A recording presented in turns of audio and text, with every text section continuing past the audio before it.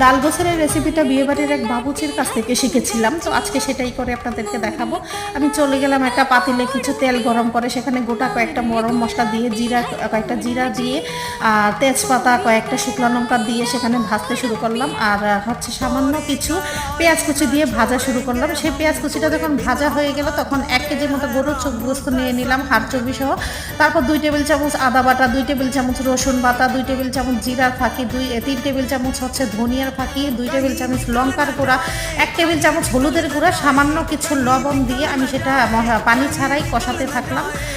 ভালো করে কষিয়ে নিয়ে মাংসটা দেখেন, মশলাটা কষানো হয়ে গেলে তারপরে সামান্য কিছু পানি দিয়ে আবারও কষাতে শুরু করলাম। তারপর কিছু আবারও কাঁচা হচ্ছে পেঁয়াজ কুচি আমি অ্যাড করলাম যাতে স্বাদটা ভালো আসে। আর ভিজিয়ে রাখা 1 কাপের পরিমাণের মতো ছোলার ডাল, আমি যেটা হচ্ছে 1 ঘন্টা ভিজিয়ে রেখেছিলাম, সেটা এখন দিয়ে দিলাম। দিয়ে